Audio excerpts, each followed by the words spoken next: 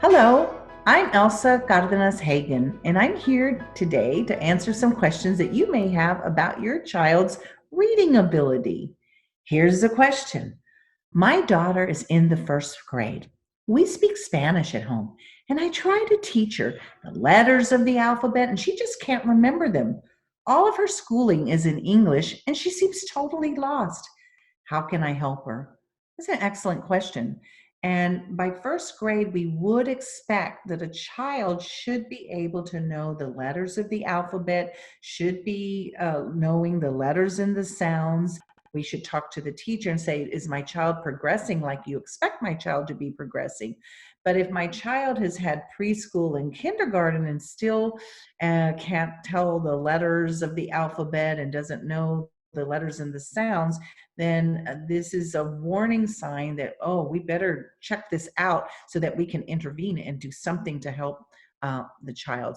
So it's very important to also ask if your child has had the opportunity to be screened or any kind of little test have been done to monitor your child's progress. Is your child learning this information like they should be learning it? Or are there some warning signs about this difficulty that they may be having? And of course, as always, we want to make sure that this screening, if there is a problem, that the screening has also been done in the native language to make sure that the problem is in the two languages and not a matter of, oh, it's just because there's new sounds of the English language. But for children, early signs of disabilities such as dyslexia include that difficulty, taking in the sounds and blending them together and manipulating them, changing the sounds.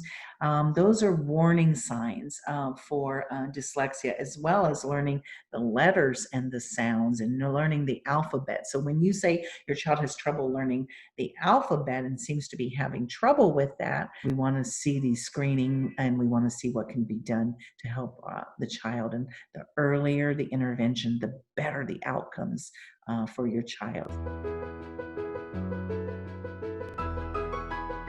You said your child speaks Spanish, and so one of the good things, just something to point out to you, is that every letter in the English alphabet actually exists in the Spanish alphabet, and so your child should be able to make some connections, and maybe you could help in making those connections between what's exactly the same from the two languages. So here's an example: B bat.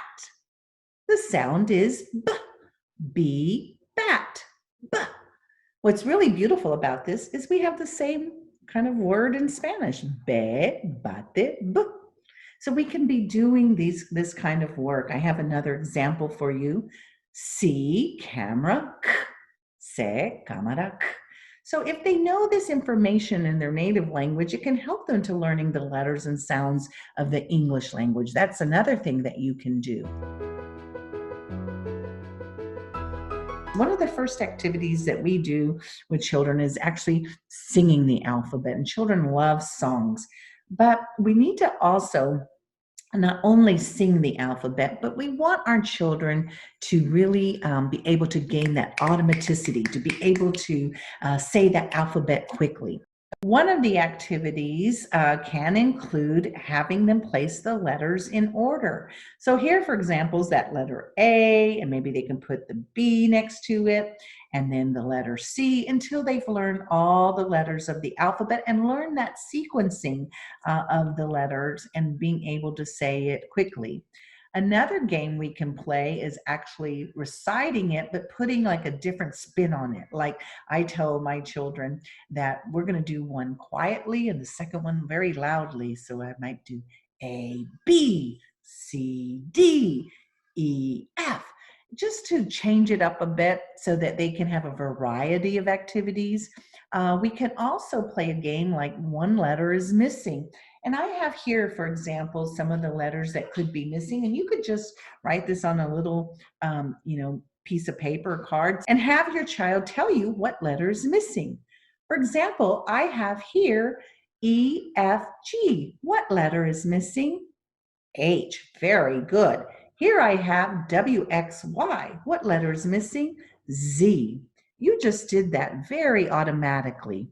Very good job. I am so glad that you asked this question. It is so important to be asking about the early signs of a potential problem with learning to read. And so you are right in that learning that alphabet is important, learning the letters and sounds, and of course, asking the teacher and the administrators about this and monitoring the progress and getting the help early will make all the difference for your child's ability to learn to read.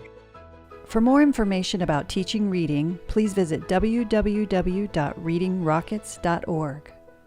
Reading SOS is produced through a partnership of the National Education Association and WETA.